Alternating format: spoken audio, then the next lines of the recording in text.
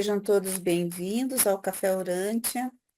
Hoje é a segunda parte que nós vamos refletir sobre a religião de Jesus. Vou compartilhar com vocês. Ver se está certinho aí, Estela. Sim, Uhum. Então tá. Então, a gente viu a semana passada, nós ficamos em dois slides, só dois parágrafos, porque Houve, houve bastante assim. Então, hoje nós vamos adiantar um pouquinho. Eu vou, como eu falei para vocês, então eu vou ler três slides, e daí três parágrafos, e daí nós vamos conversar.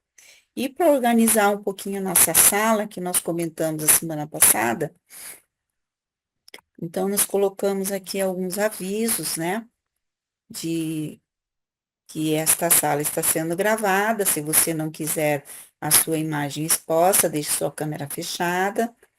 Favor deixar os microfones fechados durante a exposição para evitar interferência. E nós pedimos que sejam breves e objetivos nos comentários para dar tempo de todos que quiserem se manifestar, tá? Então, nós agradecemos a colaboração de todos. Então, essa parte nós vimos sobre a religião de Jesus, alguns não estavam na semana passada, mas tem a gravação da semana passada. E daí vocês podem ver.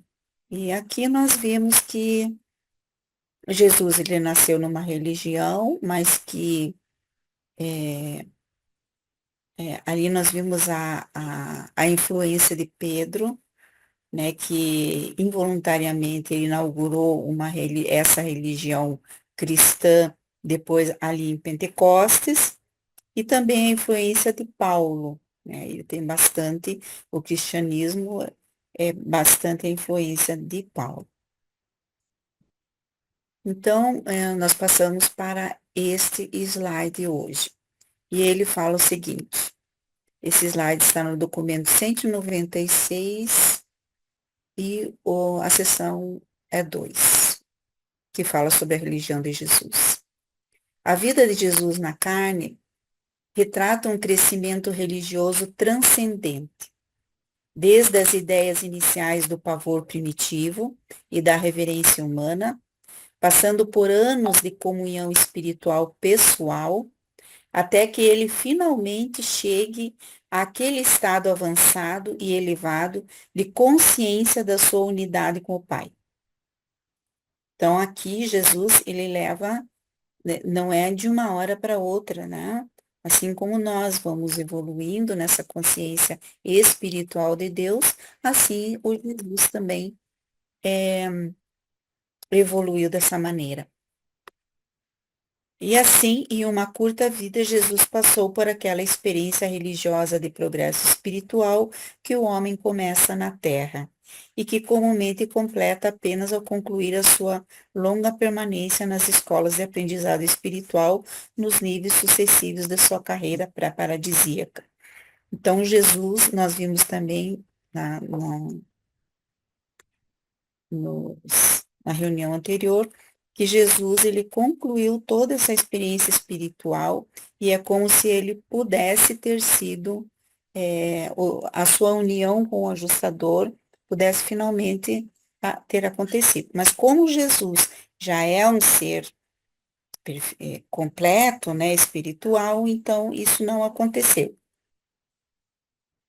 Mas ele teve essa experiência de como se estivesse plenamente realizado espiritualmente. Jesus progrediu partindo de uma consciência puramente humana, das certezas da fé, da experiência religiosa pessoal, até as alturas espirituais sublimes da realização efetiva da sua natureza divina, e daí para a consciência da sua associação íntima com o Pai Universal, a fim de dirigir um universo. Ele progrediu do status humilde, de dependência mortal, que o levou espontaneamente a dizer aquele que o chamou de bom mestre: Por que me chamais de bom? Ninguém é bom a não ser Deus. até aquele estado sublime de consciência da divindade realizada que o levou a exclamar: Qual dentre vós me sentencia de haver pecado?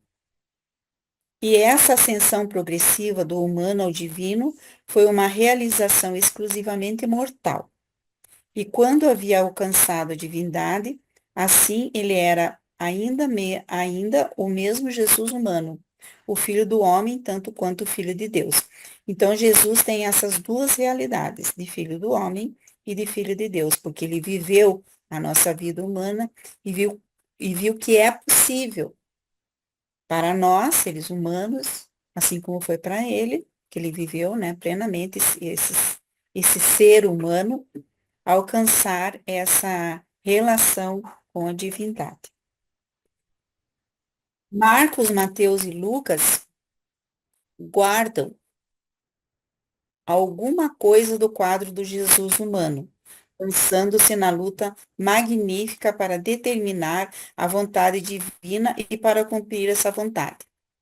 João apresenta um quadro do Jesus triunfante, caminhando na terra na consciência plena da divindade.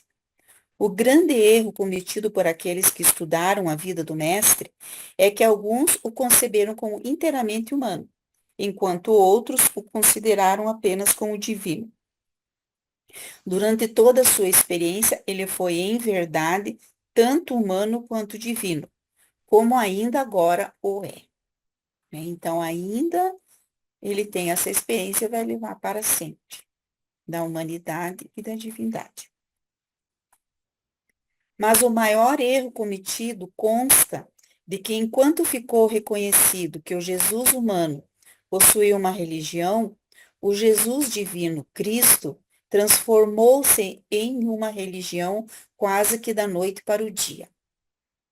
O cristianismo de Paulo assegurou a adoração do Cristo divino, mas quase totalmente perdeu de vista o valente Jesus da Galileia, humano, que lutou pelo valor de sua fé religiosa pessoal e o heroísmo do seu ajustador residente, que ascendeu do nível inferior da humanidade para tornar-se um com a divindade, transformando-se assim no novo caminho vivo pelo qual todos os mortais podem ascender, dessa forma, da humanidade à divindade. Então, é praticamente uma confirmação daquilo que ele fala anteriormente, né? Desse caminho que nós podemos ascender. Alguma pergunta até agora, ou alguma dúvida, ou algum comentário? Esse último slide é interessante, né? Mas ali quando ele fala que no outro do Jesus humano, né? Que teve uma época que eu achava que Jesus era só humano, assim, que ele era um profeta que tinha vindo. Uma Aham, época da minha vida eu comecei a acreditar nisso, né? sim. Porque é difícil, às vezes, né, a gente juntar os dois, né? É, Nesse aí, eu acho. sim, né? É, Era nesse anterior, ele progrediu. é muito interessante. E é uma experiência Não, que nós teremos também, né? Que nós estamos fazendo essa experiência de partir do ser humano, eles dizem, né, do mais básico de todas as criaturas, do básico. Nós nascemos, vamos dizer assim, não na imperfeição, mas nós estamos fazendo essa caminhada do imperfeito para o perfeito. Estamos construindo toda essa perfeição, junto com o ajustador, né? Oi, Roberto. Eu acho interessante o entendimento que a personalidade é uma só e é livre. O que é humano e divino é o eu, a individualidade. Todo ser humano, ele tem um eu humano, uma mente, um corpo, uma alma, e tem um eu divino, que é o ajustador. E todo ser humano é uma pessoa livre que pode, como Jesus, unificar o eu humano, a mente e o corpo, com a alma e o eu divino, ajustador.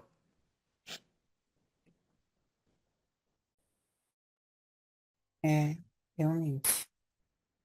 E interessante que a personalidade de Jesus, ela veio, se encarnou, mas é como se ela tivesse esquecido tudo que ela realmente era, né? De criador, a personalidade de criador. Então, Tá, oi, mas não sei se eu entendi bem o que o Roberto falou, porque o Jesus não era divino só por causa do ajustador, ele era por causa da natureza dele, né? Porque nós temos o é, ajustador e não somos divinos. a Nós não personalidade de temos, Jesus era nós uma não temos personalidade essa divina. dualidade que Jesus tinha. É, O Ela, ajustador sempre é divino. O o ajustador é o... ajustador, sim. Exato. E a personalidade é livre para unir o eu divino e o eu humano. O eu de Jesus humano, Jesus de Nazaré, ele conseguiu unificar plenamente com o eu divino dele. Ele era uma personalidade forte, unificada. Mas a personalidade é uma só. A personalidade é quem você é. O eu é a individualidade, é distinto. Esse diálogo é muito, muito importante. Esse diálogo da divindade, da humanidade de Jesus, foi o tema do Concílio de Trenta, eu acho, em acho que foi de 400, Nicéia, né? o Concílio de Fundado por Nicéia. Nicéia, né? O livro de Urântia resolve isso, porque ele explica que há uma distinção entre a personalidade e a individualidade, que é o eu. Todos os seres humanos têm um eu divino e um eu humano. E todos os seres humanos são uma pessoa só, que no exemplo de Jesus são capazes de unir a mente e o corpo humano com a alma e o espírito divino. Legal, Roberto. Obrigada. Paulo?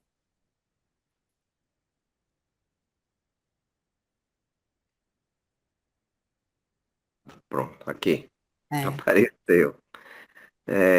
Eu achei interessante, curioso, na hora que ele cita o fato de que Jesus apresenta essas duas características, o divino e o humano, ele faz uma breve crítica a Paulo, na versão de Paulo, só aparecer o lado divino de Jesus.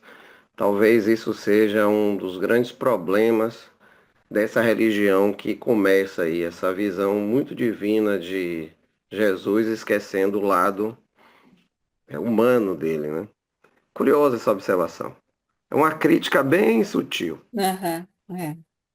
Mas aí depois, e ele foi adquirindo essa consciência ao longo da vida dele, e né, aos 12 anos praticamente, só que quando ele foi batizado, ele viu realmente quem ele era. Daí, ali, ele viu que ele era o criador do universo, né? Daí, se manifestou realmente todo o seu lado divino. Michele, é tua vez. O eu humano é a alma ou é só a mente? Eu não entendo essa parte. O eu é a individualidade, e o eu tem 4 partes. O eu material é o corpo, o eu intelectual é a mente, o eu moroncial é a alma e o eu divino é um ajustador. O eu espiritual é o nosso espírito com novo nome. E na definição de personalidade, no parágrafo 11 do tópico 5 da introdução do livro de Urântia, o revelador começa dizendo: a personalidade, quem nós somos, não é o eu, ele diz, não é o espírito, não é a mente, não é o corpo e também não é a alma. Quer dizer, o eu, com essas 4 partes, não é a personalidade. Aí ele diz, a personalidade é quem pode unificar esses fatores associados de individualidade. O eu é a individualidade. E é a personalidade quem pode unificar essas 4 partes do eu. Nossa personalidade é livre para fazer isso. Se um de nós for perfeito, determinado a unificar a mente e o corpo com a alma e o eu divino, a gente se torna Lilian, o Cristo. A gente pode se tornar Estela, o Cristo. Se a Estela se identificar completamente com o eu divino ajustador do pensamento, você se torna Estela, o Cristo. Esse é o meu entendimento disso. É muito importante a distinção do eu, a individualidade da personalidade. Qual Eu vou documento, Roberto, que você disse? a introdução do livro de Urântia, se você puder colocar o parágrafo. Não, Introdução. só para depois a gente se aprofundar sobre isso. Eu vou colocar aí no chat. Tá A bom, introdução obrigada. do livro de Urântia, Obrigada. o parágrafo 11. Tá joia. Tá. Então, Eu ainda estou um pouco confusa, mas tudo bem, vamos seguir. Eu isso. Acho que assim, o eu divino de Jesus não tem nada a ver com a gente. Eu jamais vou me identificar com Cristo. Eu tenho meu ajustador, tudo bem, um dia a gente acha que vai se fusionar, sei lá onde, mas o eu divino de Jesus é uma coisa nossa, porque a natureza de Jesus é divina, ele vem lá do Filho Eterno, do Pai Universal, lá é diferente de nós, assim que eu entendo. Eu não sei se eu estou fazendo confusão com o que o Roberto está falando, mas para mim são coisas diferentes. Roberto, você está convocado a dar uma aula sobre o eu. Para eu entender melhor, vamos lá, Lília. O estado de perfeição, os santos, né? Adão quer perguntar alguma coisa. Quando vocês quiserem perguntar, acho que vocês podem levantar a mãozinha. Não sei se sabem, ou levantar a mão mesmo. Então, o Adão e depois a Suelene. Roberto, eu tenho uma dúvida com o ajustador, Roberto. O ajustador, para mim, eu faço a confusão muito grande, sabe? Um ajustador. Tu daria para tu explicar um pouco sobre o ajustador para nós, ajustador para a gente? Não, desculpa, ajustador não. Personalidade. Desculpa, tem nada a ver com personalidade, Roberto. Já que você estava falando aí. Olha, uma das... Então, vamos fazer o seguinte, no começo, Adão, a gente propôs o seguinte, como hoje a religião de Jesus, e lógico, e não é personalidade, então eu sugiro que o Roberto coloque também, Roberto, o documento, a parte que fala sobre a personalidade, para daí a gente se aprofundar num novo momento, numa nova ou palestra, ou então que tem várias palestras sobre personalidade. Mas você pode dar uma breve explicação, Roberto, se quiser, ele perguntou para você. Para não fugir muito do assunto hoje. Eu vou falar rápido o entendimento de um grande urantiano, o George Park. Ele fala assim: a personalidade é quem nós somos. O eu, a individualidade, é o que nós somos. E a identidade é onde e quando nós somos. Então, a personalidade é quem? É o todo do ser. A individualidade é o eu. E o eu tem partes. O eu material é o corpo, o eu intelectual a mente, o eu mononcial a alma, e o eu divino é o ajustador. E a identidade é onde e quando. E ele revela que o ajustador, além dele ser um eu divino, ele é a identidade eterna do ser.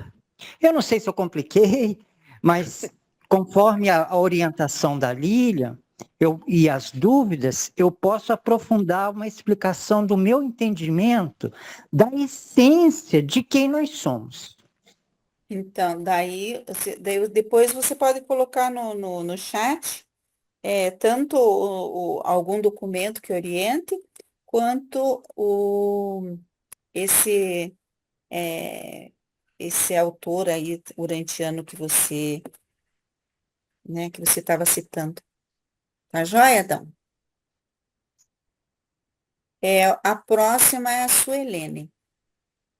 Oi. Então, a Estela estava questionando essa questão de Jesus, Jesus humano, Jesus divino. No meu entender, o que eu li no livro de Urântia, é que Jesus, ele tem a natureza divina.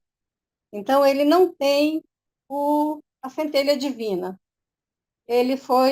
Aí acho que a pessoa que falou aí, o colega que falou assim, foi como se ele tivesse, quando ele foi tomando consciência, porque quando ele encarnou, ele fez questão de esquecer a natureza divina dele. E aí ele foi crescendo, foi descobrindo quem ele é, e aí ele descobriu a natureza humana. Não foi que ele fusionou com a centelha divina, ele foi descobrindo que ele é o próprio Deus, o Filho do Pai Eterno, né? É essa compreensão que eu tive. Isso, mas é isso mesmo. Porque como ser humano, ele teve um ajustador do pensamento. Mas como ser humano, é isso mesmo. Uhum. Vamos continuar mais um pouquinho, para depois nós compartilharmos mais.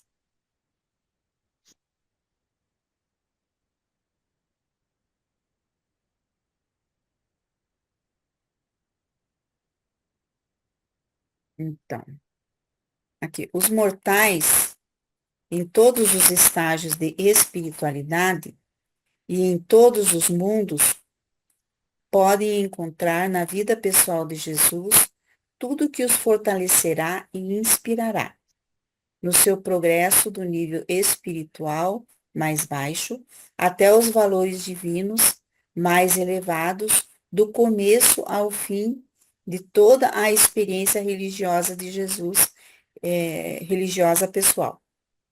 Então, e o livro ainda fala que se há uma coisa de valor a estudar, é como Jesus viveu a sua vida, né? Porque ali você vai encontrar tudo aquilo que você precisa também para evoluir na tua vida. Que Jesus, a vida de Jesus, e de acordo com o livro de Urântia, os evangelhos, eles convertem as pessoas até hoje, né? Os evangelhos estão aí convertendo. Quem lê todo o evangelho, pega e lê, são maravilhosos, maravilhoso tudo que tem. No livro de Urântia, então, tem muito mais coisas, muito mais realidades ali que Jesus viveu e mensagens que ele deixou para todos nós. Então, estudar a vida de Jesus nos faz ter assim esse progresso, né, espiritual. Para mim, simplesmente lendo, né? Você vai abrindo a tua mente para várias coisas que você não pensava. E são muitas coisas que Jesus nos deixou ali e que os reveladores é, deixam mais claro para nós na quarta parte do livro de Urântia. Na época em que foi escrito o Novo Testamento, os autores não apenas acreditavam muito profundamente na divindade do Cristo ressuscitado, como também acreditavam devota e sinceramente no seu retorno imediato à Terra, para consumar o reino celeste. Esta fé fortalecida no retorno imediato do Senhor teve muito a ver com a tendência de omitir nos registros aquelas referências que retratavam as experiências e os atributos puramente humanos do Mestre. Todo o movimento cristão teve a tendência de afastar-se do retrato humano de Jesus de Nazaré, orientando-se para a exaltação do Cristo ressuscitado, o Senhor Jesus Cristo glorificado e que em breve retornaria. Jesus fundou a religião da experiência pessoal, ao fazer a vontade de Deus e ao servir a irmandade humana. Então, essa era a religião de Jesus, né? Que é fazer a vontade de Deus e servir a humanidade. Paulo fundou uma religião na qual o Jesus glorificado tornou-se o objeto da adoração, e a irmandade consistiu nos irmãos que eram crentes do Cristo divino. Então, dá a impressão, tanto que entre os crentes é muito comum dizer, irmão daqui, irmã de lá, né? Irmã daqui. Então, até hoje tem esse costume de chamar aqueles que estão na mesma crença ali de irmão e de irmã. Então, mas Jesus considerava toda a humanidade como sendo filhos e filhas de Deus. Na dádiva outorgada por Jesus, esses dois conceitos eram potenciais na sua vida divino-humana. E, em verdade, é uma pena que os seus seguidores não houvessem conseguido criar uma religião unificada, que poderia ter dado um reconhecimento próprio a ambas. A natureza humana e a natureza divina do Mestre, tal como estavam inseparavelmente ligadas na sua vida terrena e tão gloriosamente expostas no Evangelho original do Reino. Algum comentário por aqui? Então, aqui praticamente está escrito, né, com todas as letras, que Jesus fundou a religião da experiência pessoal, ao fazer a vontade de Deus e ao servir a humanidade, a irmandade humana. Ele devia né? ter deixado Essa era a religião escritos de Jesus. dele, né, Lili? Se ele tivesse Por que ele não deixou assim? escritos dele. Por que ele não Mas fez daí um eles falaram diário, assim, né? e daí eles falaram assim, bom, eu acho melhor deixar escrito, porque não deixaram nada, Jesus não deixou escrito e É, ficou meio confuso. se ele Então, tivesse parece que deixado, não tinha surgido tantas distorções, né? Então, primeiro o Roberto e depois o Leonardo, tá?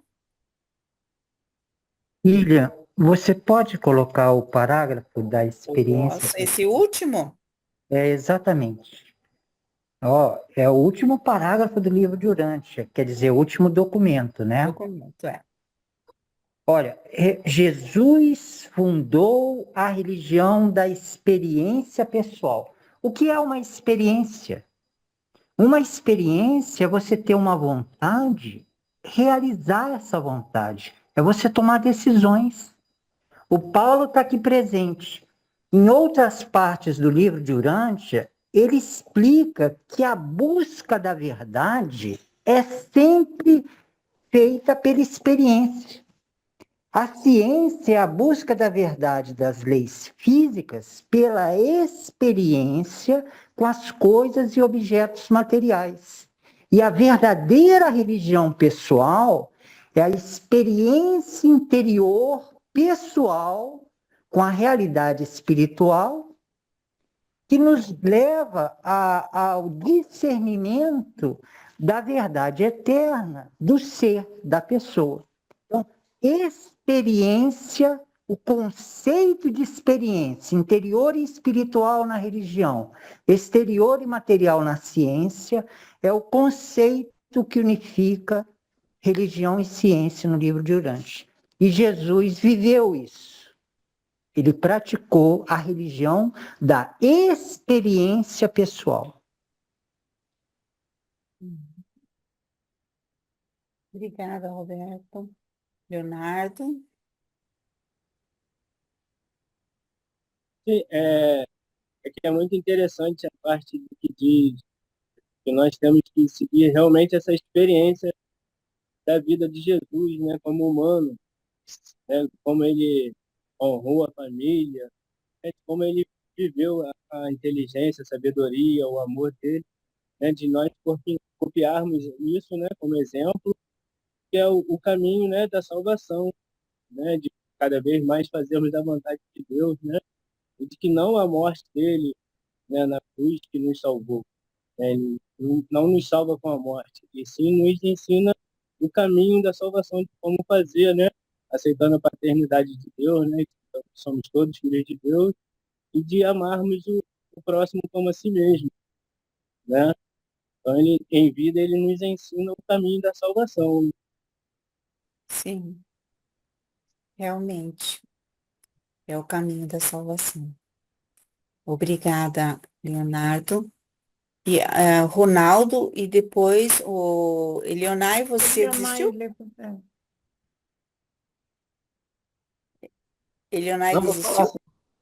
Ah, tá. Então, Ronaldo, Elionai e depois o Adão. O que é esse evangelho original do reino que consta aí no final do parágrafo? Vamos ver o parágrafo.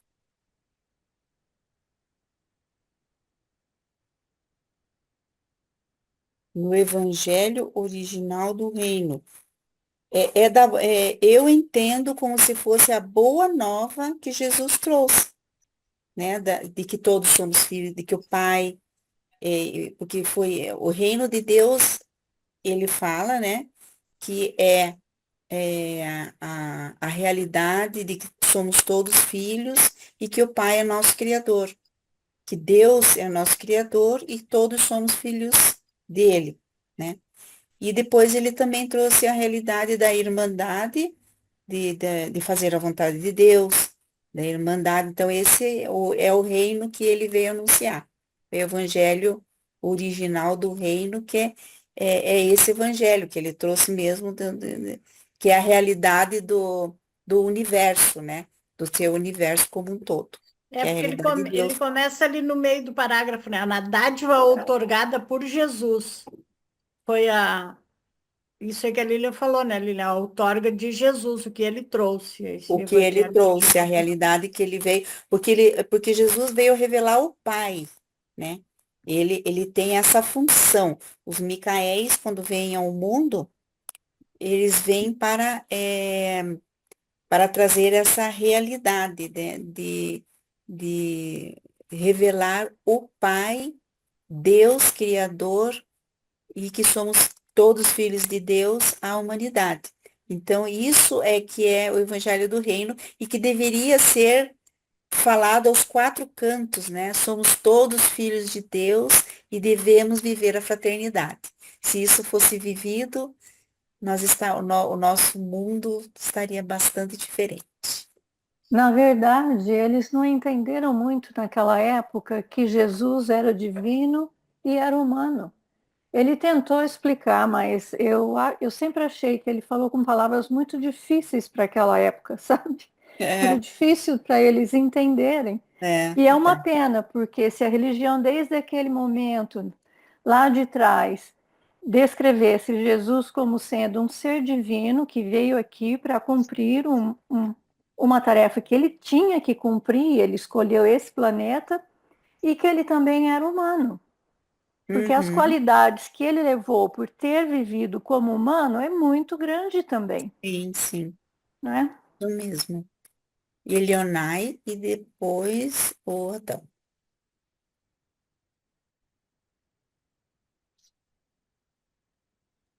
Pode falar, Elionai.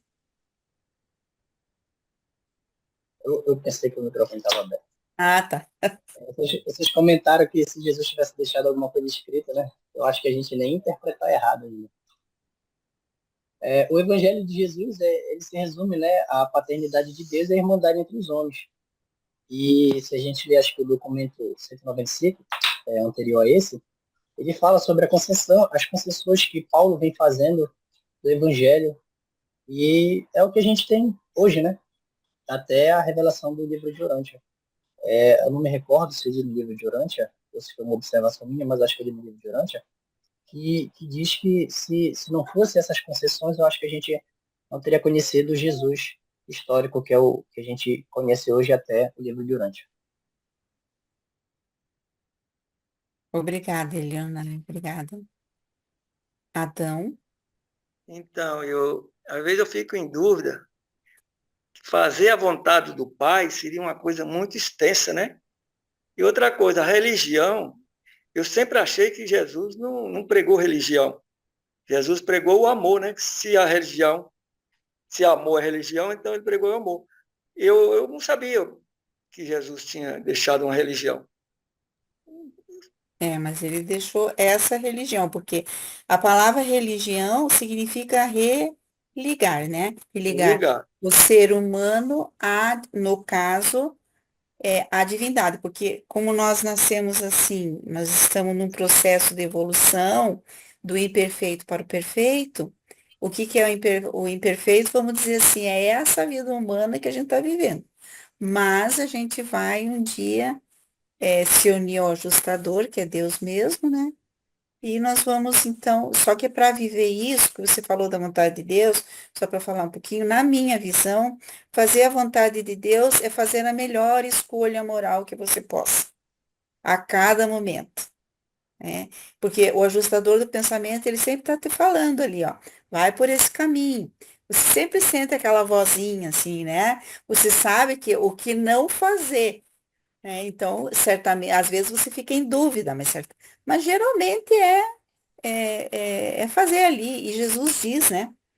Você não precisa estar dentro de uma sinagoga ou dentro de uma igreja para viver a tua religião. Você pode viver a tua religião fazendo o bem, e na minha visão, fazer a vontade de Deus é fazer o bem dentro daquilo que nós conhecemos o que é o bem, e é, é, fazer a vontade de Deus e viver a fraternidade.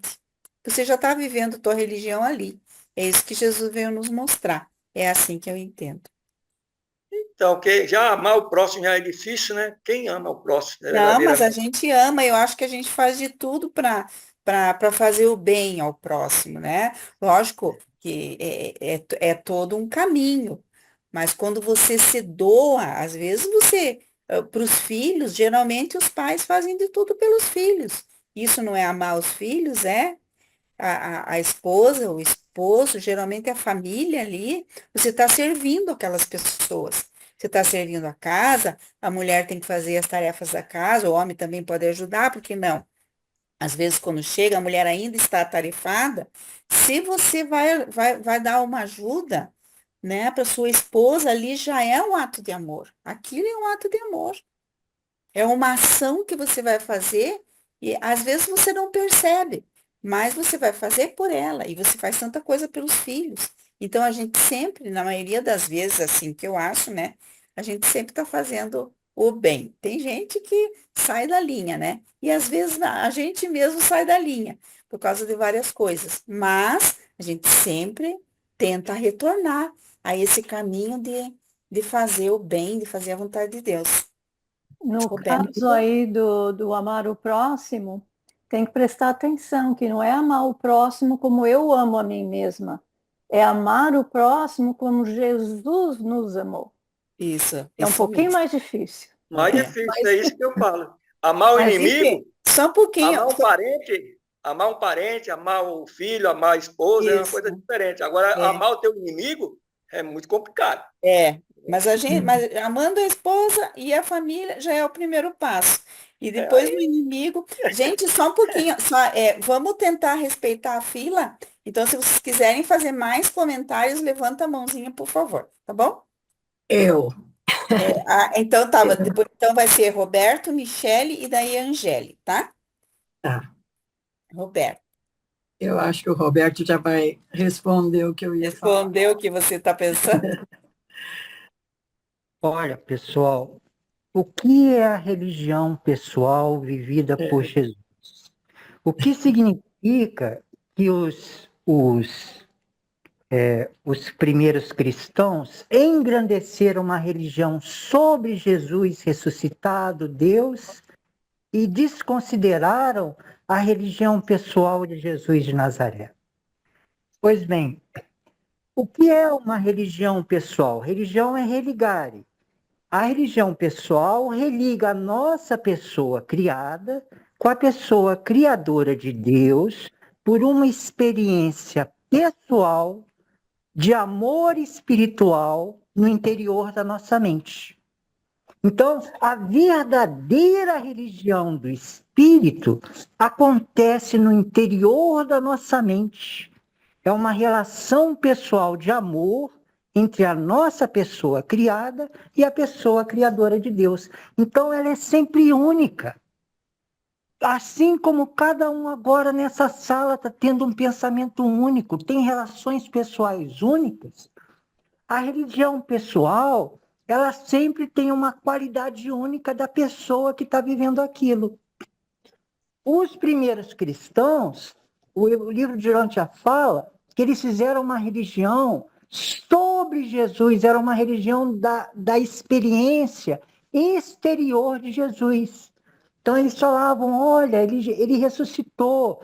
Isso são fatos que aconteceram no ambiente exterior. Mas a religião pessoal vivida por Jesus era única da pessoa dele, com a pessoa de Deus, que é única no interior da mente dele. E isso não é fácil, por quê? Porque cada pessoa é única. Cada relacionamento de amor com uma pessoa é único, não tem regra de bolo. A gente está aqui nessa sala. Aí, para mim, amar cada um, não tem uma regra. Eu tenho que amar a pessoa da Lilian, a pessoa da Estela, a pessoa do Adão.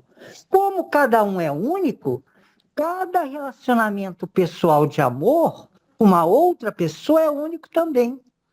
Então, a religião pessoal vivida por Jesus da experiência pessoal era totalmente pessoal e puramente espiritual. Cada pessoa que Jesus encontrava, fosse uma criança, fosse um anjo, fosse o Pai Universal no coração dele, ele vivia um relacionamento pessoal único.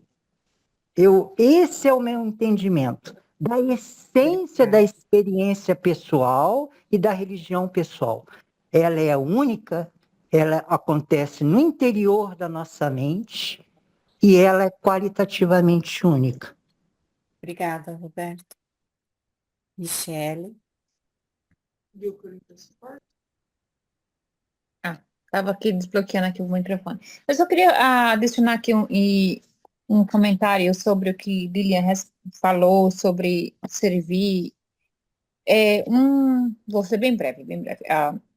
Você respondeu umas perguntas minhas que eu fiz muito tempo atrás a mim mesma, por quê e por quê. E hoje eu vejo que você respondeu essa pergunta tão clara que eu falei, nossa, então aí está a resposta que eu queria saber antes sobre mim, o porquê disso, o porquê daquilo, sobre a família, sobre servir, tudo isso.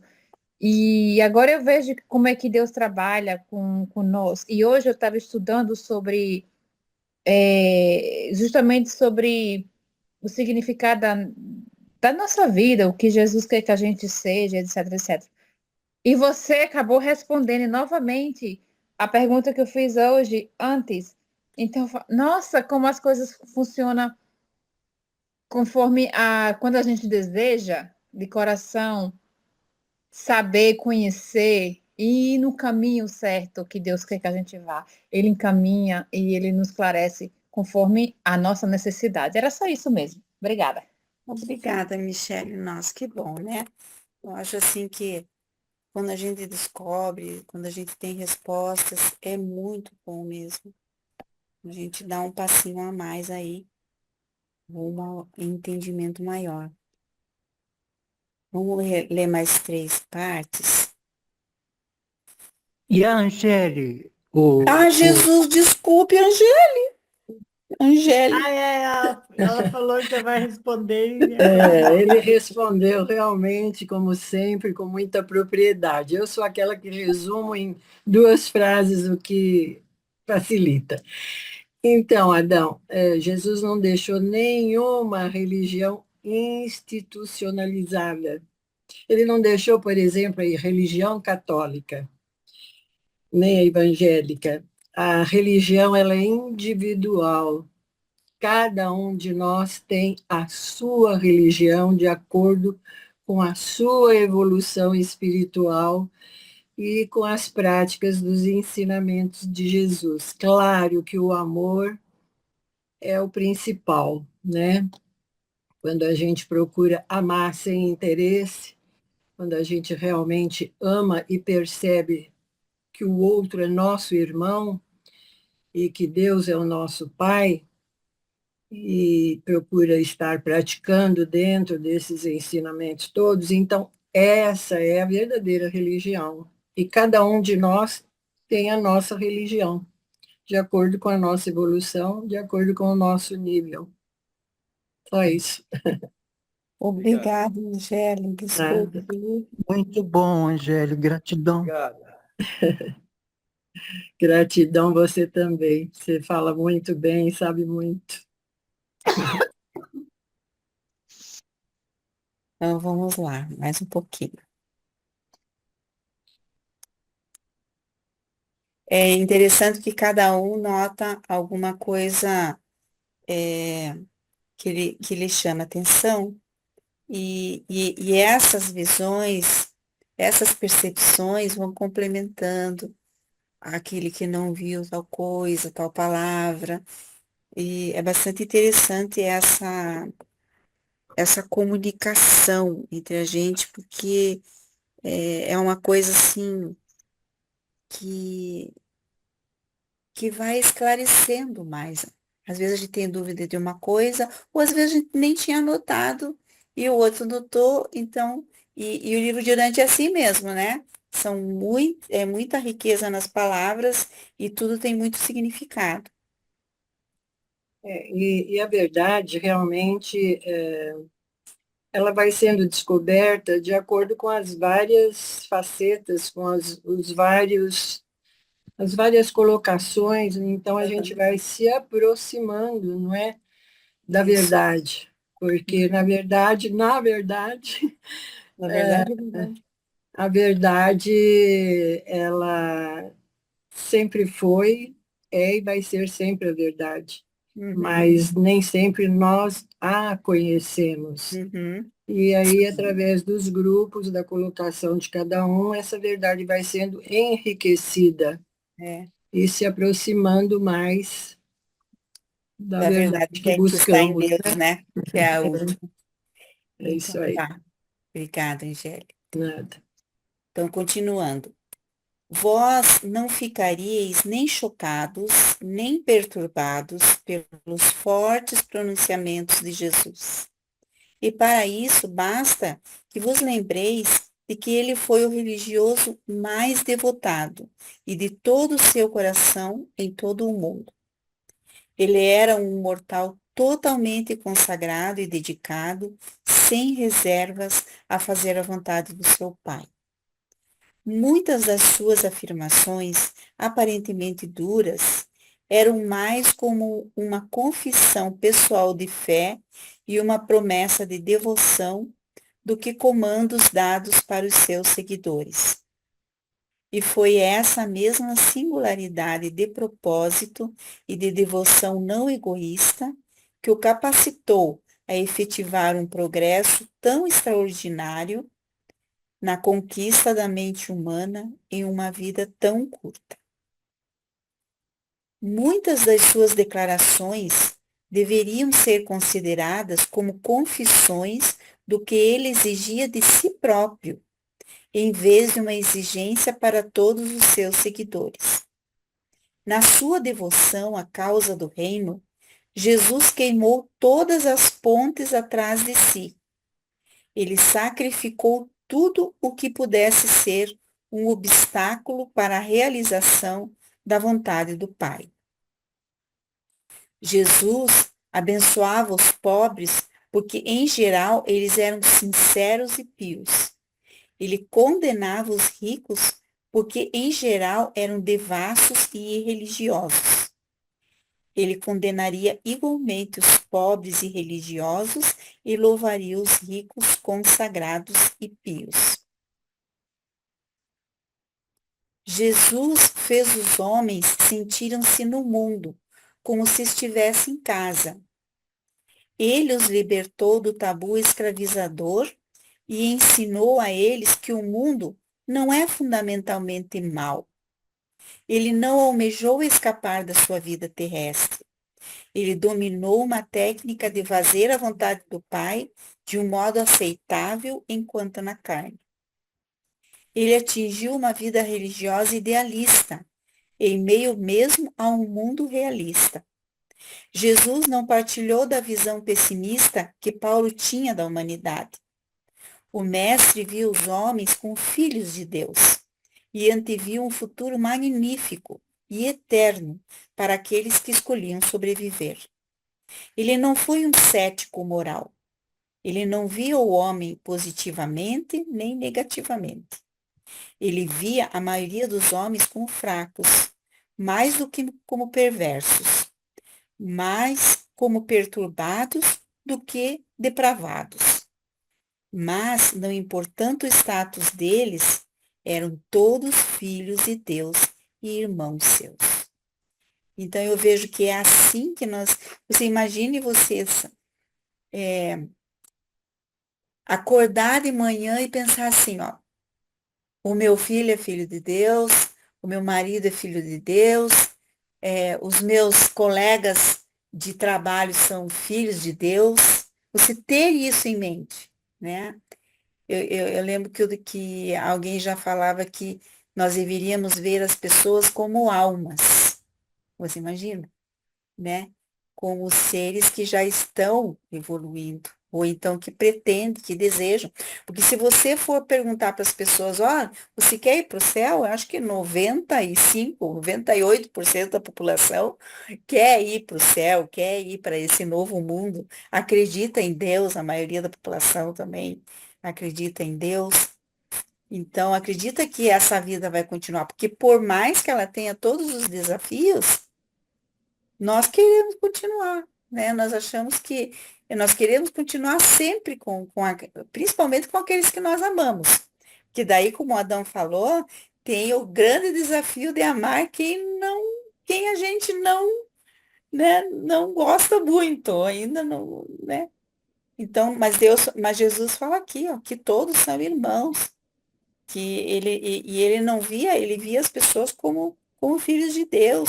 Às vezes as pessoas realmente, ele via as pessoas mais como fracas do que como perversas. E às vezes eu mesmo fico pensando, né? Puxa vida, aquela pessoa, por que que ela fez isso? Dá a impressão que ela não tem uma mente ela não tem uma mente assim muito, sabe? Parece que ela tá fora um pouco de si. Não tem uma mente muito normal. E o julgamento dela vai ser diferente. Que Jesus disse, quanto mais se deu, né? A quem muito se deu, muito se exigirá. Então, as pessoas que têm mais consciência, têm mais responsabilidade. E agora eu abro para os comentários e perguntas. Não estava vendo ali nessa maneira de Jesus ver, né? Que hoje normalmente a gente fala que o mundo está um caos, que não sei o quê, que isso, que aquilo, né? Que as pessoas, mas não é a maioria mesmo, né? É uma minoria barulhenta que faz horrores, mas não sei, a gente está caminhando, E faz muito barulho, né, Estela? né? Porque o livro mesmo É que fala. o mal, né? O mal, ele tem uma força, assim, E a gente reage, a gente não gosta de ver. é, O interessante a dessa gente não reage questão ao bem, a gente reage ao mal, é né? que a gente não gosta de ver quando algo está errado, né? Quando a gente, nossa, essas notícias assim ai, que a gente não gosta nem de falar, mas notícias ruins assim provocadas por seres humanos que às vezes estão agindo como bestas humanas, não como seres humanos. Então, a gente Mas quer se tu for ver, ele, assim, a tragédia, o mal, ele é uma coisa inerente, ela tem muito mais força de disseminação, assim, do que o bem. Se tu vai ver na televisão, nas coisas, notícias ruins, assim, né, as é, tragédias, ela prende muito mais as pessoas que as coisas boas. Esse dia eu é, estava conversando numa roda de amigos e não sei o que a gente estava falando. E eu falei, digo, olha, a gente não aprende, as pessoas dizem, porque eu aprendo com as tragédias. Eu disse, a gente não aprende só pela dor, a gente aprende pelo amor também. E aí um dia assim, nossa, parou assim, como assim? Eu nunca pensei nisso. Eu sempre achei que eu só. Eu disse, não, a gente só. Eu disse, começa a prestar atenção nas coisas boas que fazem para ti, nas coisas que te acontecem. Isso aí é aprendizado também. A gente tem que aprender pelo amor também, não só pela dor. Se tu for ver, 90% das pessoas dizem que só aprendem pela dor. Não é verdade. Sim. Uma coisa boa que alguém faz para mim, às vezes tem mais força do que uma coisa ruim, sabe? Porque aquilo ali pode, eu posso levar como exemplo, assim, para eu fazer para outro, Sim. né? E quantas pessoas boas são exemplos. As nossas É. mães geralmente nos ensinaram valores Só para pelo viver. amor, né? Pelo amor, né? Uma hora É, ou outra você levou ali umas, né? Antigamente eram umas né? chineladas, ou algo, né? Você Mas se aprendeu tu vai pela dor. perguntar para as pessoas, elas veem que só aprendem pela dor, não é verdade? Muitas pessoas pensam assim mesmo. E eu acredito que chama a atenção, essas coisas assim, elas chamam a atenção porque, não sei, eu acho que dá a impressão que querem resolver, né? Ou colocam no noticiário que querem resolver aquela situação. Não sei que a pessoa tem uma certa perversidade, mas quando a gente começa a trilhar o caminho assim, mais da espiritualidade, nem noticiário a gente consegue ver muito, né? Não sei, mas a Hum. maioria não vê tanto noticiário, ou então só vê aqueles noticiários que trazem uns acontecimentos não tão bons, mas trazem muitas notícias boas também, né? Tem o noticiário da manhã, é o único que eu vejo, porque trazem notícias, assim, de informação que a gente precisa, né? Mas tem noticiários que realmente não dá mais para assistir, porque só traz a parte negativa, né? Roberto. Olha, quando a Estela falou do barulho provocado pelo mal, eu lembrei de uma frase, dizem que foi o Papa Francisco que falou, ele disse assim, ó, uma árvore que cai faz mais barulho que uma floresta que cresce. Olha só, para mim a floresta que cresce são as mamães, as Angélis, cuidando dos filhinhos, os papais trabalhando. É uma floresta de amor, de vida, de cuidado. Só que quando cai uma árvore, faz mais barulho. Agora, esse barulho da mídia, da propaganda, uma vez um amigo publicitário, ele falou de uma tal de uma teoria hipodérmica. Hipodérmico significa a flor da pele. Os nazistas descobriram que quando a pessoa está estressada, com aquela agitação, ela acorda e presta atenção. É por isso que quem que sustenta a televisão? A propaganda. Então eles colocam notícias que te acordam, entendeu? Essas notícias hipodérmicas para você prestar atenção na propaganda. É uma técnica publicitária desse jornal que se espremer sai sangue, entendeu? É uma técnica. Eu não sei, mas ele falou que isso é estudado na publicidade. Isso de você fazer notícias ruins que te acordam ali da poltrona para você prestar atenção na propaganda. É cruel, não é, pessoal? Mas faz Realmente. sentido, né? Porque tanta coisa ruim, e realmente, é o que eu falei, né? As pessoas prestam muito mais atenção nisso do que numa notícia boa, né? E vendo essa característica humana, infelizmente, muitas religiões que nós temos são religiões baseadas no medo. E, e daí vem aquela história, né? Prepare-se, e 3 dias de escuridão, e não sei o quê, e vai acabar, e é terremoto, esses dias eram meteoro, alguma coisa que ia atingir a Terra. E então, assim, coisas sempre estão alerta, e sempre é o fim do mundo, né? Todo ano tem uma data para o fim do mundo, né? De certo modo é bom porque a gente sempre está, é um alerta para a gente estar preparado, de certa maneira, mas não precisa ficar assustando o tempo todo, né? Porque tem gente que se assusta, a maioria das pessoas é pelo medo, né? Michele. Presente. Você falando aí sobre o medo, é verdade. A religião, eu ia muito à Igreja Batista e realmente existe muito essa manipulação sobre o medo e as pessoas acabam se rendendo ao temor e literalmente interpreta a Bíblia literalmente como está. Eles não têm filtro, não pensam além do da história, da metáfora que eles usam, tudo isso. Então, eu como participante, membro de igreja, tudo isso, eu tenho essa experiência de ver como é que as pessoas estão reagindo e hoje estão reagindo. É assustador, na verdade, porque a manipulação é muito forte. É muito forte na religião. Mas eu agradeço muito a religião, porque através de tudo isso, eu cheguei onde eu cheguei, porque eu tinha sempre essa curiosidade de conhecer mais, de conhecer esse Deus que tantas pessoas falam. E, enfim, através do cristianismo eu cheguei, mas eu nunca me conformei só com a Bíblia. Me deixou mais pergunta do que resposta. E por isso eu cheguei ao livro de Urântia. Mas, porém, muita gente vive hoje presa à doutrina, à tradição, tudo isso. E isso afeta muito o desenvolvimento do ser humano. Eu vejo isso assim como uma barreira, um obstáculo muito forte ainda na sociedade e está cada vez crescendo. Mas eu sei que isso não vai ser para sempre. E é triste, né? Mas é verdade, é isso que eu queria comentar.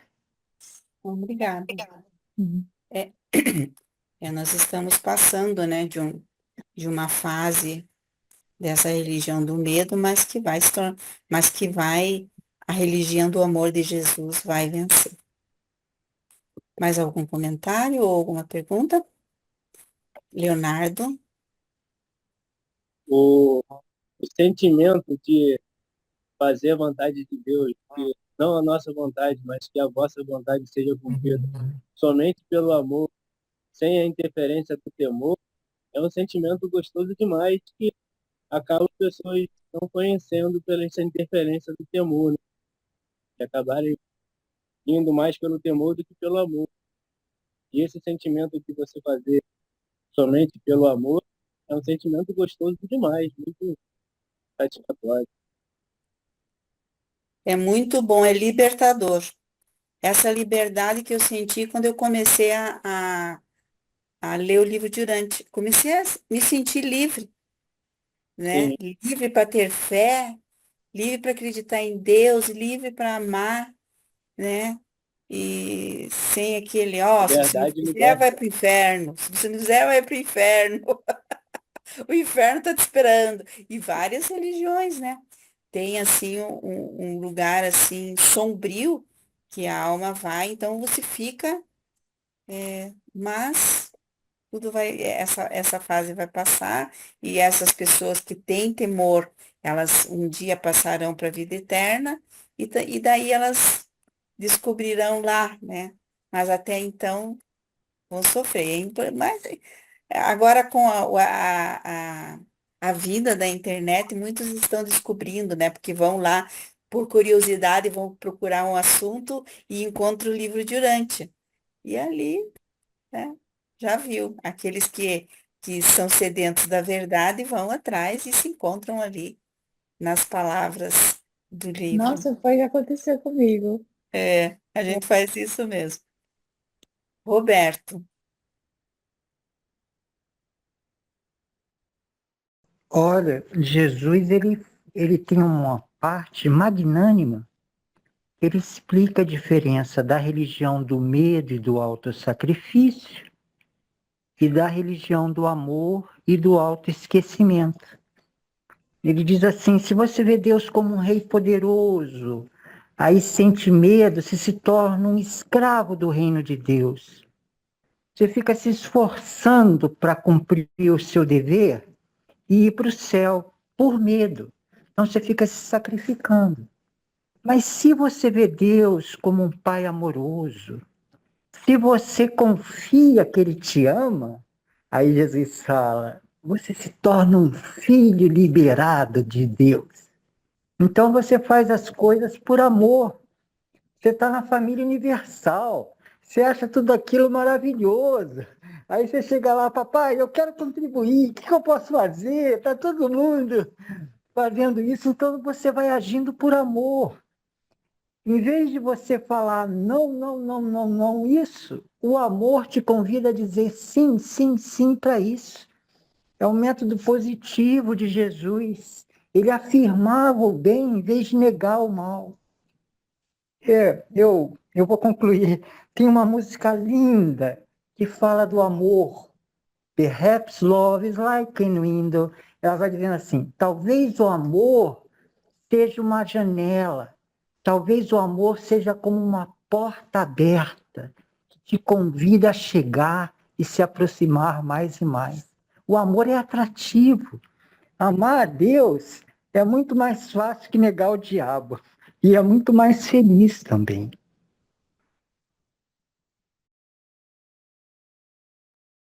É verdade. Eu posso contar uma experiência minha? Isso, conte, Angélica. Eu não queria fugir muito do assunto, que eu acho que a gente já fugiu bastante.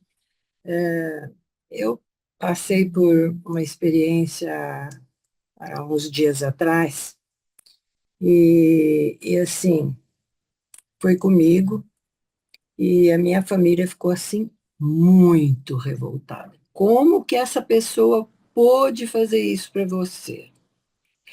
Você não fala mais com ela.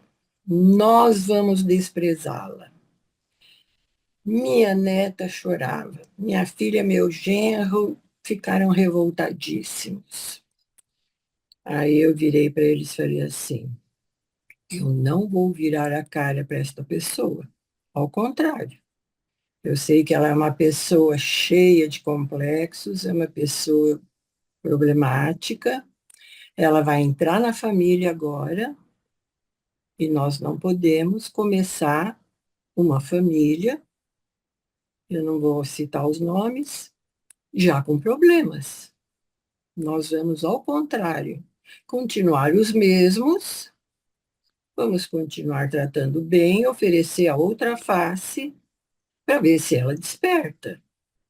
Se ela não despertar, porque assim, eu faço parte de uma escola filosófica, onde não tem o 70 vezes 7 não, sabe? A gente oferece a face até 3 vezes. Na terceira, a gente não odeia, não fica com raiva, continua amando, mas a gente vira as costas. Foi muito difícil entender essa aula do virar as costas, foi muito difícil. Mas eu acabei entendendo que há momentos que você tem que começar a se distanciar, a dar um desprezinho, para que a pessoa perceba que ela não pode continuar do jeito que ela está. E ela desperta através desse virar as costas. E a gente tem essas experiências e é uma verdade. Agora, os meus estão acima de mim dentro da escola que eu participo. Porque eles também levam as coisas muito mais a sério do que eu, né?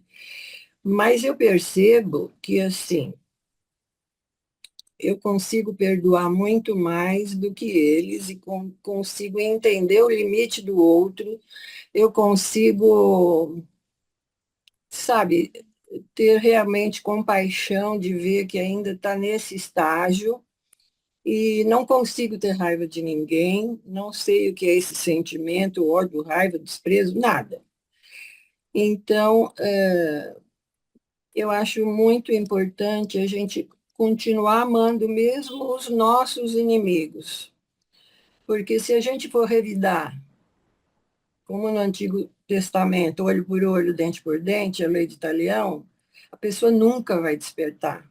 A gente tem sempre que revidar com amor. Se a pessoa não entendeu, o problema é dela. Mas a gente não deve ficar afetada, magoada, sentida. Não. Eu acho que quando a gente tem Deus, é como o Roberto explica com tanta propriedade, a gente é uma porta aberta. Então, essa porta aberta é para quem quiser entrar, bons ou maus. E eu vou atendê-los da mesma forma. Eu não vou mudar o meu comportamento, o meu nível de ser, porque o outro está naquele estágio. Então, é isso. Verdade. Eu acho muito importante a gente, sabe, a gente ter essa amorização, a gente ter essa percepção para que a gente tenha paz, para que a gente, sabe, não se envenene, né? Para que a gente tenha paz. E é isso. Vamos mais Obrigada, Michele. Nada. Michele, mais um você... tem a Michele. Oi, Estela. Não, eu ia dizer, vamos mais um pouco, mas tem a Michele. Nós vamos ler mais um pouco. O teu comentário é breve, porque daí a gente finaliza e daí... Não, Michele. eu queria agradecer a Angélica por esse testemunho que ela falou. É um exemplo muito bonito e isso é algo que a gente precisa lembrar realmente como ser humano. E é por isso que Jesus diz, né? Amar o próximo independentemente das suas ações. Obrigada, Angélica. Isso me fortalece e me dá inspiração para seguir nessa luta da nossa vida. É só isso mesmo. Obrigada. Obrigada. Que bom. Então, vamos continuar mais um pouquinho. Agradeço você ter Gratidão, entendido. Angélica, gratidão. Foi muito bom. Eu não sei porque a minha tela mudou aqui, eu não tô conseguindo entrar na tela. Deixa eu ver, peraí. Agora sim, eu acho que entrei. Isso. Agora é o final. É o final. E depois a gente continua com os comentários, tá? Agora vamos ver os finalmente aqui. Deixa eu ver.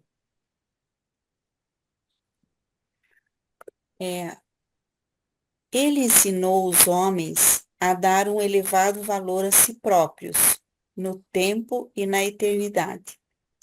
Por causa da estima elevada que tinha pelos homens, Jesus estava disposto a dedicar-se ao serviço ininterrupto da humanidade. E foi esse infinito apreço ao finito o que fez da regra de ouro um fator vital na sua religião. Que mortal deixaria de se elevar pela fé extraordinária que Jesus tinha nele? Jesus não propôs regras para o avanço social. A sua missão era religiosa. E a religião é uma experiência exclusivamente individual. A última meta e de realização mais avançada da sociedade não pode esperar nunca transcender a fraternidade que Jesus ofereceu aos homens, baseando-se no reconhecimento da paternidade de Deus. O ideal de toda a realização social apenas pode ser cumprido com a vinda deste reino divino. Então, o reino da paternidade de Deus e da irmandade dos homens, né? Daquele serviço que foi falado anteriormente. E como foi dito também pelo Roberto e por também, acho que foi a Estela, que a religião é uma experiência exclusivamente individual, mas ela é baseada na regra de ouro de Jesus, né? No amai-vos uns aos outros como eu vos amei, como Jesus amou, né? Como Jesus nos amou. Então, é uma meta grande, mas é uma meta que nós vamos treinando e aos pouquinhos vamos alcançar. Eu acho essa mais difícil do que amar ao próximo. E finalmente, né? A experiência espiritual religiosa pessoal é uma solução eficiente para a maior parte das dificuldades mortais. Ela seleciona, avalia e ajusta eficazmente todos os problemas humanos. A religião não remove nem destrói os problemas humanos, mas dissolve-os, absorve-os, ilumina-os e transcende-os. A verdadeira religião unifica a personalidade, preparando-a para ajustar efetivamente todas as exigências mortais. A fé religiosa, o guiamento efetivo da presença divina residente, capacita infalivelmente o homem sabedor de Deus a lançar uma ponte sobre o abismo existente entre a lógica intelectual que reconhece a primeira causa universal como sendo um isso. Então, o nosso intelecto, né, acha que dá para explicar pela ciência, de um lado, e aquelas afirmações efetivas da alma que declaram que essa primeira causa é Ele, o Pai universal do Evangelho de Jesus, o Deus pessoal da salvação humana. Então, eu acho lindo quando ele fala assim, ó, que essa nossa fé religiosa, que ela é baseada nesse guiamento do ajustador do pensamento, que é quem nos guia, que sempre está nos guiando. Às vezes, eu tenho certa dificuldade, quando a gente vai fazer oração, né, que a gente pede, Deus nos abençoe. E mesmo a gente tem essa mania de falar, né, Deus nos abençoe. Só que Deus está nos abençoando sempre. O ajustador do pensamento ele está sempre nos guiando para o caminho certo, né? Então, se a gente viver, eu penso assim, essa vida de acordo com esse guiamento, nós estamos vivendo a nossa religião pessoal. E assim estaríamos colaborando, não só conosco mesmo, né? Mas, essa é a maneira mais eficiente de divulgar essa realidade do reino de Deus para todas as pessoas, inclusive do livro de Urântia, porque a gente quer muito que as pessoas conheçam, quando a gente conhece o livro de Urântia, a gente quer muito que as pessoas conheçam também, né? Mas depois a gente descobre que a melhor maneira de divulgar é viver a nossa religião, é viver esse relacionamento com o nosso ajustador, né? Que vai fazer com que a nossa alma evolua e as pessoas vão ver, e vai mudar a nossa vida. E aqui diz, né, no slide anterior, que ele vai, ou é nesse mesmo, que ele destrói os problemas humanos, dissolve-os, quer dizer, nós vamos ter problemas, mas a gente vai transcender todos esses nossos problemas, você vai verificar que existem, mas você vai, junto com o ajustador, eles são iluminados, né?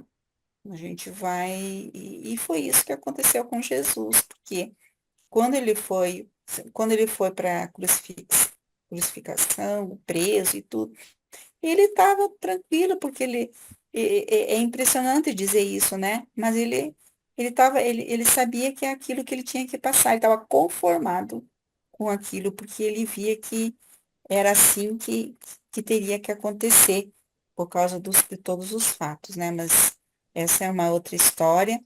Então, aqui a gente viu que a verdadeira religião unifica a personalidade e prepara para a gente, para todas essas exigências da vida, né? Então, o quanto é importante que você viva essa religião, assim como Jesus viveu. Difícil, lógico, mas não impossível, porque também nós podemos fazer o mesmo. E eu termino aqui a apresentação e deixo aberto agora para nossos comentários, perguntas, conversa, todos podem participar. Michele. Oi. Bom, eu quero agradecer muito a você. Hoje você respondeu tantas perguntas que eu tinha, especialmente essa última, como transmitir o livro de Urântia a outras pessoas? Vivendo. Nossa, eu sempre me perguntava como eu vou passar. As pessoas não estão capacitadas para receber uma notícia, um conhecimento tão avançado. E as pessoas vão pensar que eu sou louca. Nossa, como Deus tem trabalhado hoje na minha vida, assim, respondendo muitas perguntas que eu tinha. Muito obrigada. Muito obrigada a todos vocês que responderam, que comentaram, fizeram comentário. Muito, muito, muito obrigada. Hoje, para mim, foi como se fosse um festival de, entendeu? De informações e de resposta, que agradeço muito a Deus por tudo e a vocês. E muito obrigada mesmo. Vou deixar vocês agora. E boa noite para todos vocês. Eu sei que aí tá daqui a cedo, mas aí eu tô indo. Muito obrigada. Até a próxima, quando eu tiver chance. Obrigada, Michele. Seja Obrigada, sempre Michele. bem-vinda. Obrigada. A Lilian, nesse último slide que tu colocou, né, não precisa pôr ele de novo, na primeira frase ali que ele fala, né, da religião pessoal. A gente já falou aqui em outras apresentações, né, mas isso é o ajustador é que faz isso com a gente, porque os ateus, as pessoas que, assim, os que não têm uma religião, uma crença, eles dizem que isso é cultural, né? Que isso aí depende, essa crença, essa religião é coisa de algumas culturas.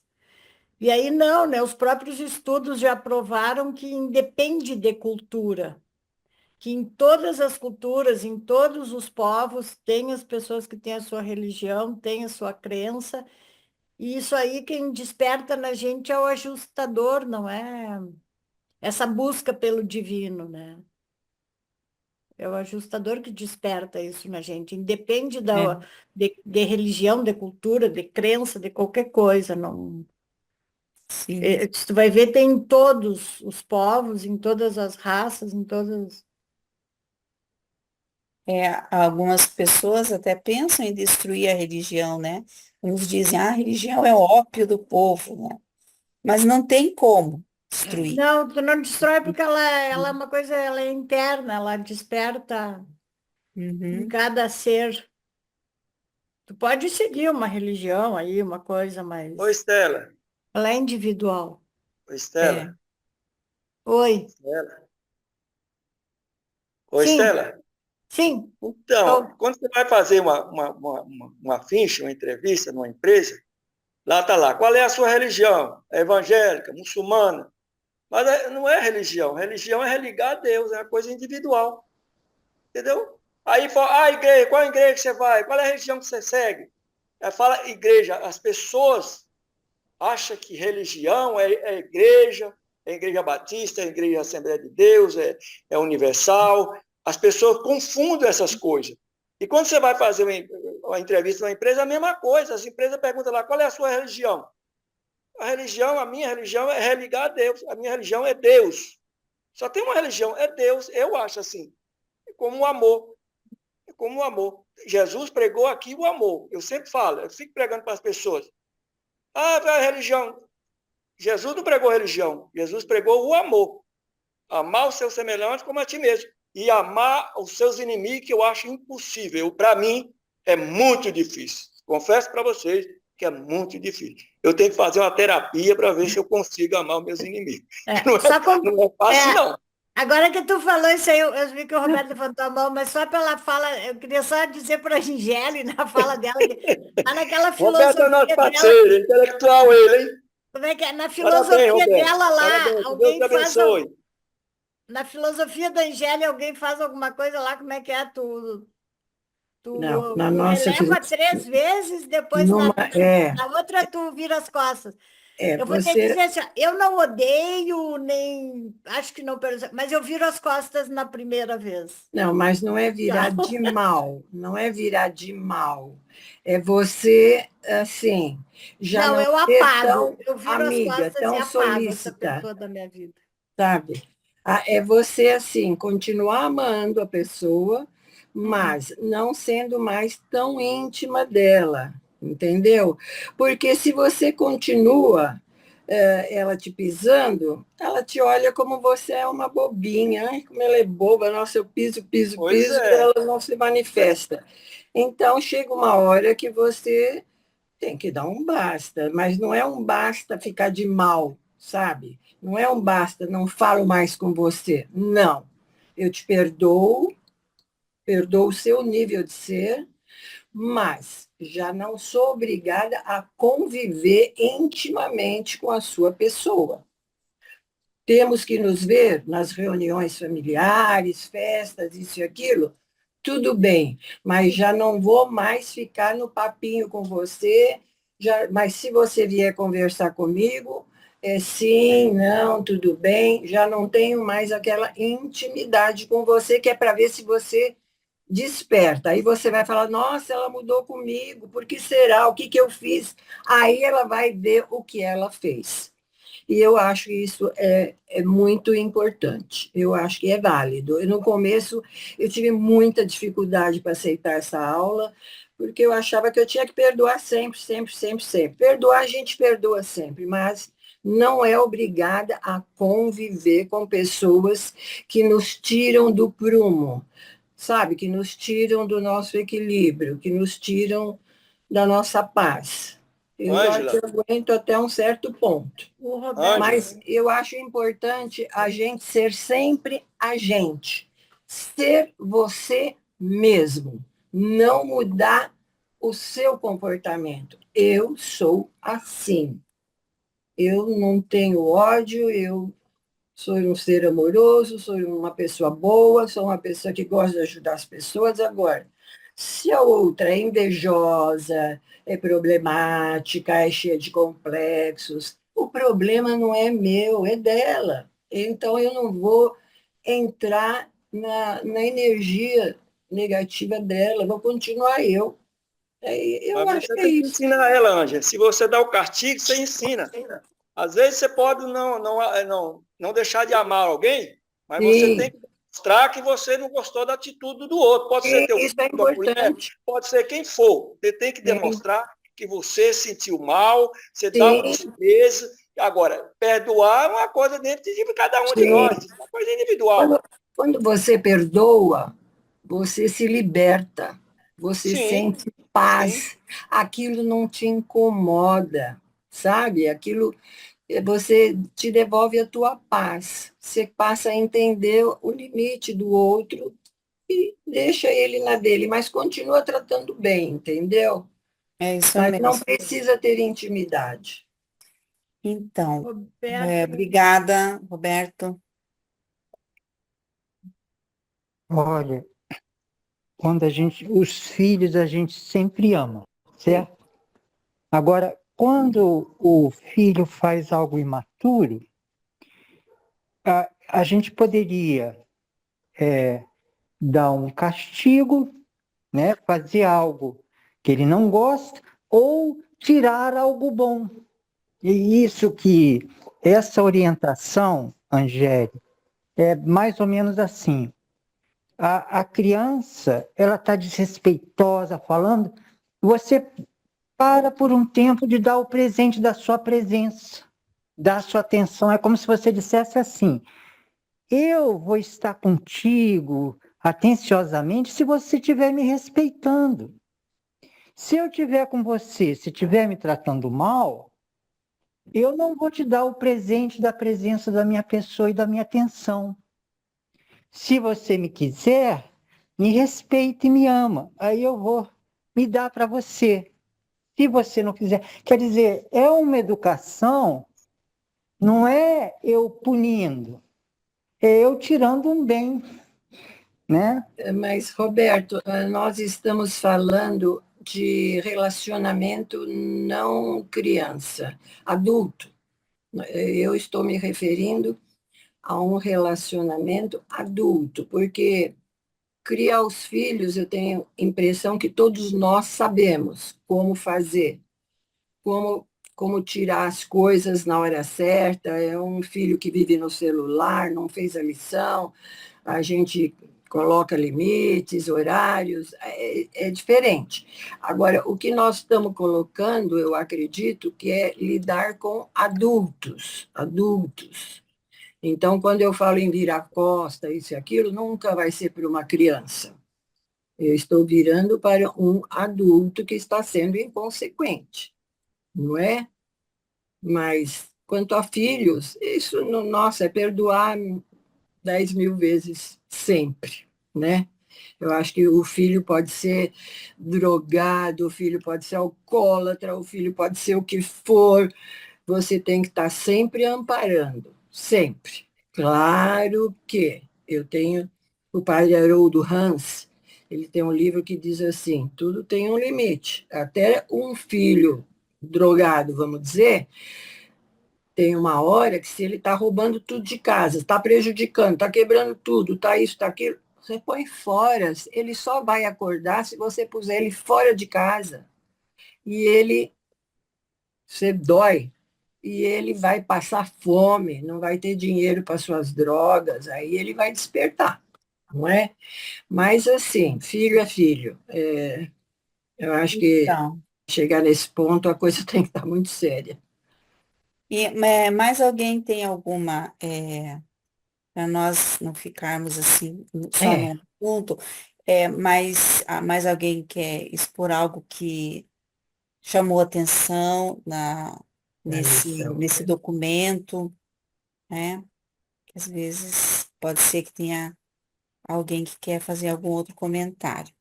Eu queria fazer um comentário da religião de Jesus e da observação do Adão quanto à igreja e à religião institucionalizada. O meu comentário é breve. É que Jesus fala a esse respeito e eu coloquei aí no chat. No documento 155, tópico 5, parágrafo 5, é fácil de memorizar. Jesus fala de 3 níveis da devoção religiosa. Ele fala da religião do medo, a religião primitiva, de natureza física, do medo e do temor, das forças da natureza. Aí ele fala, Adão, da religião da mente, que é a religião da civilização, a religião das escrituras sagradas, dos eruditos, das crenças. Sempre vai ter alguém que entende mais dos livros da igreja. Ela é erudita, ela é eclesiástica, ela é uma religião da mente. E o nível mais elevado da religião, eu coloquei aí no chat, é a verdadeira religião do espírito, é a religião pessoal, que é uma religião vivida no interior da nossa mente e alma, de amor espiritual da nossa pessoa, pela pessoa de Deus, que faz o coração da nossa alma, mente e corpo bater. Então, Jesus já explicou tudo no livro de Sim, Urântia. Dá uma sim. olhada nesse documento aí. Obrigada, Roberto. Jorge, agora é o Jorge. Boa noite a todos que eu não cumprimentei ainda. Boa noite. Boa noite. Primeiro, eu quero agradecer muito essa reunião de hoje, assim. Foi a primeira vez que eu participei nesse grupo e muito agradecido, com muita informação do livro de Urântia. Eu não sou um leitor rigoroso do livro de Urântia. Aliás, eu só leio uma parte do livro de Urântia, que é a parte que fala de Jesus, porque tenho muito interesse em Jesus por me considerar um cristão há muitos anos. E eu achei interessante, né, a nossa preocupação, né? Pelo pouco que eu entendo do livro de Urântia, né, a vida de Jesus é um processo natural de um Micael, que é o processo da auto-outorga.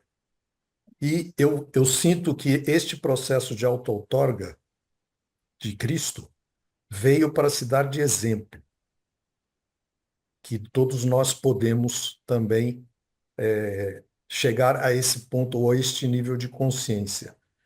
E ele veio mostrar o Jesus homem, o Jesus matéria e o Jesus e o Cristo divino, e a possibilidade da fusão de ambos. E em relação ao último texto, que fala de religião, eu nunca tive a impressão que Jesus falava de religião, e que nem ele propôs a criação de nenhuma religião. Ele veio apenas manifestar um sentimento que é natural a todos os seres humanos, que é o sentimento de religiosidade. E nós nascemos com um sentimento de religiosidade. Mas nós nascemos num mundo primitivo e nós recebemos uma paulada na cabeça. Eu brinco que a paulada na cabeça é o parto, né? Quando a gente nasce, aquilo ali é uma paulada na cabeça e a gente esqueceu de muitas coisas. Mas existem coisas muito essenciais dentro de nós, que é o sentimento de religiosidade. E o ser humano, desde a sua época primitiva, tentando explicar esse sentimento de religiosidade, ele acaba criando as religiões, ou seja, diferentes graus de consciência vão interpretar o sentimento de religiosidade da maneira como elas entendem. Uns entendem a religiosidade como os muçulmanos entendem, outros entendem como os judeus entendem, outros entendem como os budistas entendem. E aí surgem as diferentes religiões e elas vão se subdividindo, né? Mesmo o cristianismo tem diversas vertentes, elas vão, depois grupos vão se dividindo e entendem da forma católica, outros entendem da forma evangélica, outros entendem da forma batista, outros da forma luterana e por aí vai, né? Tudo isso representa uma tentativa sincera daqueles que buscam a religação, né? Porque é tentar explicar esse sentimento de religiosidade. E aí eu acho que Jesus, ele veio não para ter uma experiência de religiosidade, porque a visão que eu tenho de Jesus é que Jesus era completo. Jesus é um criador de universo, né? Então, ele veio apenas para dar o testemunho. E o verdadeiro calvário de Jesus não foi a crucificação. O verdadeiro calvário de Jesus foi se reduzir a um planeta ínfimo para promover a sua auto-outorga e se dar de exemplo, né, de religiosidade. E ele, ao final, disse: eu sou o caminho, a verdade e a vida. E ninguém se religa ao Pai, se não for pelo testemunho que eu vim dar. Assim que eu entendo, aspas, a religião de Jesus, né? Obrigado. Obrigada, Jorge. Muito Obrigada. bom, Jorge, obrigada. Gratidão, Jorge. Leonardo. Acho que é o Leonardo agora. Né, Leonardo? Você pediu a palavra? Ele disse que não. Ah, não? Então, eu já entendo, colocando um pouquinho a minha visão, eu entendo que Jesus veio para nos mostrar essa caminhada, sabe? Do humano até o divino, realmente. E ele veio para nos mostrar como fazer isso, né? Como que a gente pode religar o nosso, se é que você pode falar, porque se a gente pensar que nós somos a personalidade também, então, no que nós viemos de Deus de uma certa maneira, o Pai universal nos deu a personalidade. Então, nós temos e podemos e sentimos a necessidade de nos religar com esse Deus, mesmo contra todos, muitas vezes contra todos os medos, né? Religiões dos medos, porque cada um foi criado dentro de uma religião, e dentro dessa religião a minha religião era católica, né?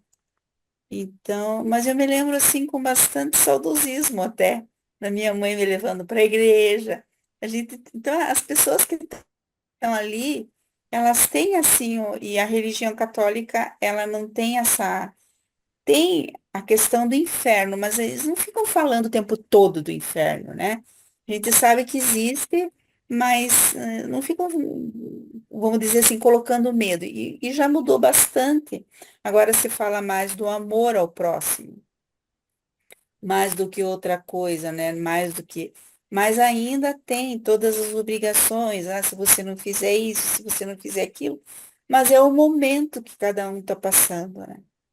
E realmente, às vezes eu penso que se cada um, e o livro fala, se não me engano, o livro diz isso, se cada um fosse é, expor esse relacionamento que ele tem com Deus, haveria uma religião para cada um.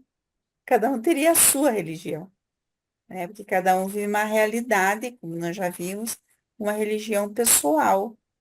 E muitas vezes você não pode viver, se você está dentro de uma religião institucional, você não pode viver muito a tua religião pessoal, você tem que ser de acordo com os mandamentos, entre aspas, com as regras, né, daquela religião. E às vezes você diz, nossa, mas precisa isso? Será que precisa tudo isso, né? É, eu acho que, não sei se se quer colocar a tua visão, Sabino.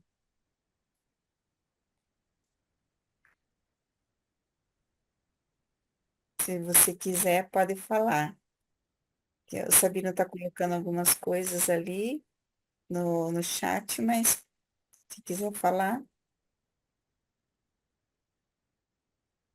Acho que ele só fez uma observação ali. Aham. Temos imensa religiosidade em pessoas agnósticas, ateus e É, materialistas, é. É porque as pessoas, às vezes, elas se dizem, né? Mas cada um tem o seu relacionamento com Deus de uma maneira ou de outra. Às vezes até negando, né? Mas só Deus conhece o coração de cada pessoa. Por isso que Jesus nos ensinou a não julgar as pessoas, porque os nossos olhos muitas vezes veem coisas que não existem e tiram conclusões que não são, que não, na maioria das vezes, né, o nosso julgamento não está correto. Então a gente tem que deixar mesmo, como diz o próprio Jesus diz, né, que a gente tem que amar as pessoas e deixar os julgamentos para a comunidade. Então, nós temos essas comunidades, né, que julgam. Então, é assim que acontece. Muitas vezes, lógico que você faz, às vezes eu digo assim, né, julgamento você faz a toda hora. Você se auto sempre está se auto-julgando e julgando os outros, né? Então a gente tem que sempre se observar se o que a gente está fazendo não é uma coisa errada, e muitas vezes é. Tem que pedir muita, tem que estar muito ligado ao ajustador do pensamento para que você não julgue ou não Orar e comente vigiar. orar e vigiar, isso mesmo. Não comente coisas que muitas vezes, né, a maioria das vezes está errado. Roberto. Sabe, pessoal, eu acho que para entender o que é essa religião pessoal de Jesus que ele viveu, é importante entender quem é a personalidade e quem é o ajustador divino. A visão que eu tenho, que eu acho esclarecedora nesse sentido, é que a personalidade é o todo do ser. É ela que entra em contato com todos os aspectos da realidade, desde o eu divino ajustador do pensamento mais elevado e central, até as coisas físicas desse mundo terreno. É a personalidade que está vendo o todo. E é ela que é capaz de unir o eu terreno com o eu divino. É isso que é a visão que eu tenho. Obrigada, Roberto. Então, não sei se ninguém mais tem comentários ou perguntas. Estela? tranquilo, acho muito bom. Muito obrigada pela participação de todos e Muito bom, Lilian. Obrigada, tu. Boa noite.